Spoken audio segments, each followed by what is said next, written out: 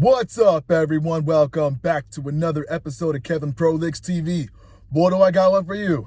Spooky time. I don't think my mom is my mom anymore. All right. I don't know how to explain this. I just need someone to tell me that I'm not crazy. It started last Wednesday.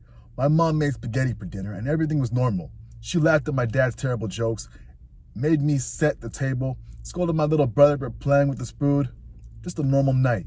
Then, around midnight, I heard a noise. At first, I thought it was the wind, or maybe our cat knocking something over. Then, I got up to check. I saw Mom standing in the hallway. She was facing the wall, completely still. A deep animalistic instinct curled up inside me.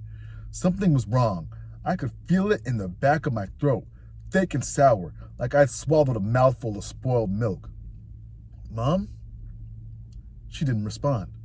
I stepped closer, bare feet sinking into the carpet. The hallway light was off, but the moonlight through the window cast a soft silver glow over her silhouette.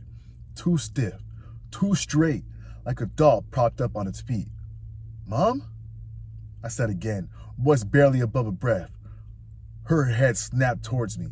Not turned, snapped, like someone yanking the cord of a broken marionette. Too fast, too sharp. My stomach lurched. Her pupils were huge, swallowing up the color in her eyes. Wide, too wide. I felt like I was looking into two black holes, and if I stared too long, I'd be sucked straight in. She smiled. Go back to bed, sweetheart. Her voice was normal. Too normal. A perfect copy, but empty. Hollow, like an actor reciting lines they'd practiced 1,000 times. I still didn't move. She blinked, once, slowly, then turned and scuttled back to her room. Like nothing happened. I barely slept that night. The next morning, she was in the kitchen making pancakes, humming to herself, acting perfectly normal, like I had imagined the whole thing. Maybe I had? But then things started to get worse. She started to watch me. Not in an obvious way, just little things. I catch her staring when she thought I wasn't looking, over breakfast, while I did my homework, even when I was just laying on my bed, scrolling on my phone.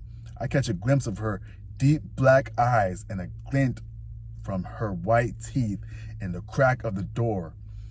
It was then I noticed something else. My mom wasn't blinking. I mean, she did blink, but not like a normal person. It was too slow and deliberate, like she had to think about it. Sometimes she went minutes without blinking, just staring at me. Her face switched between being completely straight to an ecstatic grin. Her eyes would get glassy, like a taxidermied animal preserved in perfect realism but undeniably dead. On Saturday, I decided to test her. At dinner, I asked her something only my real mom would know. Mom, remember when we went to Weston? Supermare, and I lost my shoe in the mud? She smiled and strained. Of course, sweetheart. We never went to Weston. I felt sick. My dad and brother didn't even react, just kept eating like normal, like she was normal. That night, I lay in bed staring at the ceiling, heart rattling against my ribs. Something was wearing my mother, like a costume, a pelt pulled over something else. Sunday night, I woke up to my bedroom door creaking open. I didn't move. Mom stood there in the hallway door, not moving, not breathing, just standing in the doorway, smiling and staring at me in the dark. A breath hitched in my throat. My body screamed at me to run, but I couldn't. I felt like a rabbit frozen in the grass, watching a fox creep closer, knowing the second it moved, it was over. She took a step forward, and another, until she was right next to my bed. The dim glow from the streetlight outside my window barely touched her face, casting a deep shadow under her cheekbones, making her eyes look even darker, illuminating her maw. She leaned down, slow, until her face was level with mine. I felt her breath on my skin, cold, wrong, like standing in front of an open fridge. Are you scared of me, sweetheart? Her voice was so soft, almost sad. I squeezed my eyes shut. My heart hammered against my ribs so loud she could probably hear it. I don't know how long she stood over me like this. Seconds, minutes, hours. Then she whispered, her voice catching on her throat. You should be. I don't remember what happened next. At some point, I must have passed out. When I woke up, she was gone. Everything seemed normal the next morning. Mom made toast, packed my lunch, and kissed my forehead before school, like nothing happened, like she didn't happen.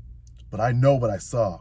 From then on, I started avoiding her, taking the long way home, eating dinner as fast as possible before retreating into my room, locking my door at night.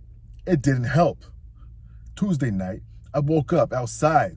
The cold bit into my skin, my bare feet sinking into the wet grass. The moon was too bright, making everything sharp, too clear. I turned. My mom was standing on the back door, watching me. Not moving, not breathing, just smiling.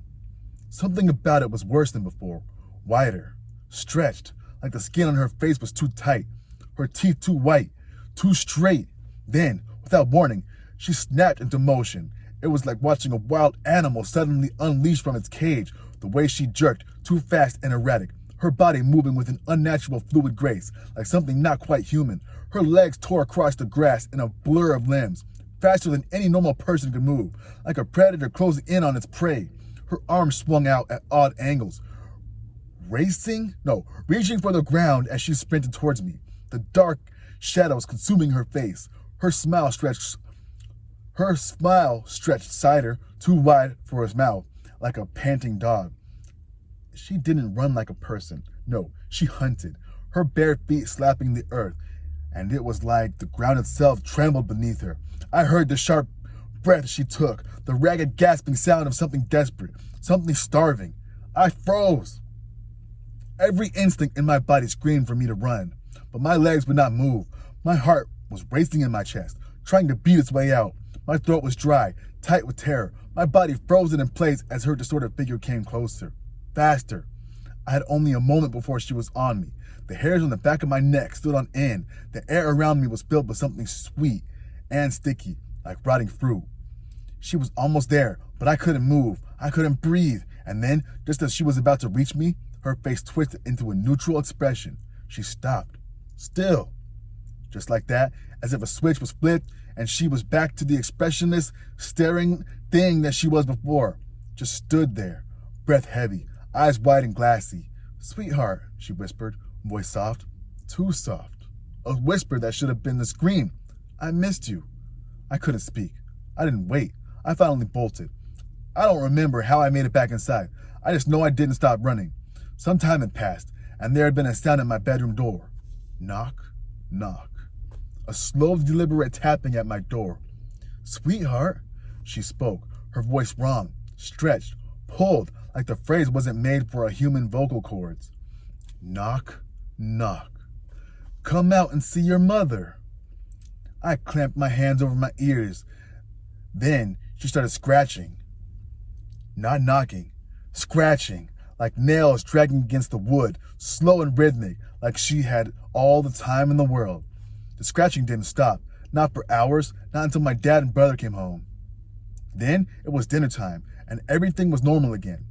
I don't know what to do. She looks like my mom, she sounds like my mom, but I don't think she is my mom. I think whatever she is, she's getting tired of pretending. And damn, buddy, that's a good one. I hope you guys like this story. Anyway, if you want to hear more stories like this, make sure you like, comment, subscribe, and share. Hit me in the description box with a super chat so I can read your thoughts on the next episode. Maybe you just want to make donations to help the channel get better. Anyway,